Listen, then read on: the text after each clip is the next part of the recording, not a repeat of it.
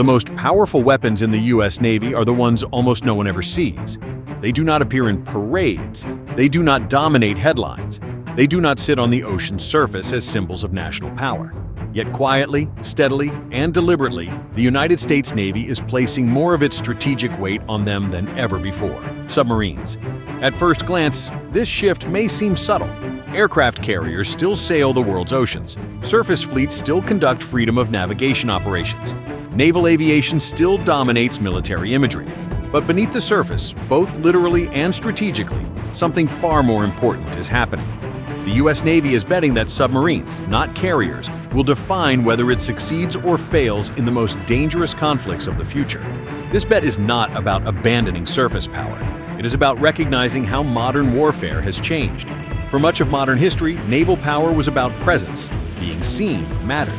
Fleets signaled intent by appearing near contested regions. Aircraft carriers were ideal tools for this purpose. They combined mobility, air power, and visibility in a single platform. Their strength lay not only in what they could do, but in the fact that everyone knew they were there. Submarines were different. They were secretive, ambiguous, and often overlooked outside professional military circles. Their value was harder to explain to the public, and their successes were rarely visible. Yet today, those very characteristics are becoming decisive advantages. Modern warfare increasingly punishes visibility. Advances in surveillance have transformed the oceans. Satellites can track surface ships across vast distances. Drones extend sensor coverage far beyond traditional limits. Data from multiple sources can be fused together, reducing uncertainty and shrinking reaction times. In this environment, being visible also means being targetable. Submarines operate outside that logic. They exploit one of the last truly opaque domains of warfare. Even with advanced sensors and persistent surveillance, finding a quiet submarine in the open ocean remains extraordinarily difficult. Detection is uncertain, tracking is fragile, and certainty is rare. This forces adversaries to plan for threats they cannot see, cannot predict, and may never confirm. That uncertainty is power. The U.S. Navy understands this better than most. American submarines have spent decades refining the art of remaining undetected while operating close to areas of strategic importance. Their mission sets have expanded far beyond traditional anti-ship warfare. Today, submarines conduct intelligence collection, surveillance, special operations support, land attack strikes, and nuclear deterrence. In many scenarios, they are the first assets into contested areas and the last to leave. This matters because future conflicts are unlikely to begin with clear declarations or decisive opening battles. They are more likely to involve prolonged tension, ambiguity, and competition below the threshold of open war. In such an environment, overt military presence can escalate situations unintentionally. Submarines, by contrast, allow pressure to be applied quietly. They influence events without announcing themselves. Another reason the Navy is betting on submarines is survivability. Surface ships, no matter how advanced, must defend themselves continuously against a wide range of threats. Missiles, aircraft, cyber attacks, and electronic warfare all pose risks that grow more complex over time. Defense is possible, but it is never guaranteed, and it often requires layers of escorts and support. Submarines approach the problem differently. Instead of trying to intercept threats, they avoid detection in the first place. This shifts the balance of effort. An adversary must invest enormous resources to search vast ocean areas with no guarantee of success.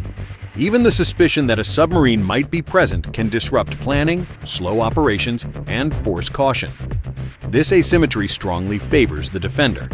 Cost also plays a role, though not in the way it is often portrayed. Submarines are expensive, but they concentrate their cost in survivability and endurance rather than visibility and protection.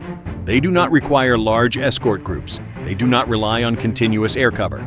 They can operate independently for extended periods, reducing logistical demands in contested areas. In a world where sustaining forces may be harder than deploying them, this matters. The most critical submarine mission, however, remains deterrence. Ballistic missile submarines form the backbone of the United States' second strike capability. Their very existence complicates any adversary's calculations about escalation. Because they are so difficult to locate and neutralize, they ensure that no first strike can ever be considered decisive. This role is not dramatic, but it is foundational. It is one of the primary reasons large-scale war between major powers has been avoided for decades.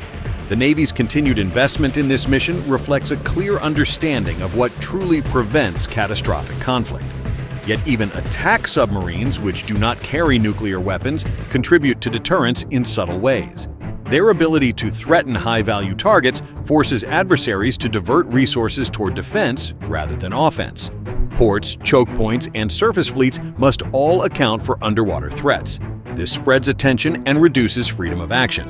Importantly, submarines also align with the Navy's broader shift toward denial rather than dominance. Instead of seeking uncontested control of vast areas, the goal increasingly is to prevent others from using the sea freely. Submarines excel at this. They can deny access without occupying space. They can disrupt operations without constant engagement. They impose risk without spectacle.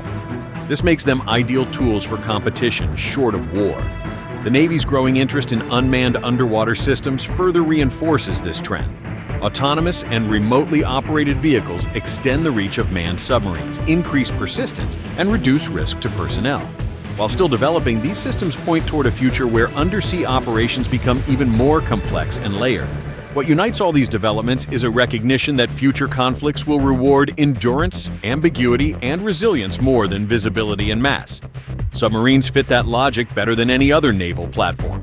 This does not mean submarines are invincible or without challenges. Advances in undersea sensing, artificial intelligence, and data processing could eventually erode some of their advantages. Operating submarines safely and effectively requires highly trained crews and extensive maintenance.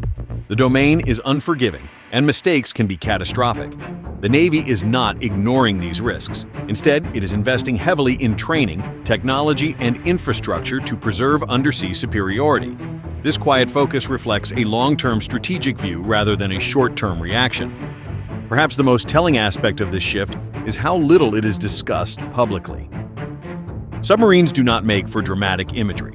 Their successes are measured in things that do not happen: attacks that are deterred, plans that are abandoned, risks that are avoided.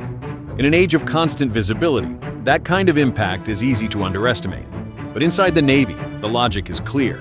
Aircraft carriers still matter. Surface fleets still matter. Naval aviation still matters. But when it comes to operating in the most dangerous environments, against the most capable adversaries, the Navy is increasingly relying on forces that can remain unseen. The bet on submarines is ultimately a bet on restraint, on shaping outcomes without forcing confrontations, on maintaining leverage without escalation. It reflects an understanding that the strongest form of power is often the one that does not announce itself. If the U.S. Navy succeeds in this approach, there may be no defining battle to point to, no dramatic turning point, only a long period in which crises are managed, conflicts are contained, and wars are avoided because the risks are too high and the outcomes too uncertain. That is the true value of submarines. Not that they fight wars, but that they help ensure those wars never begin.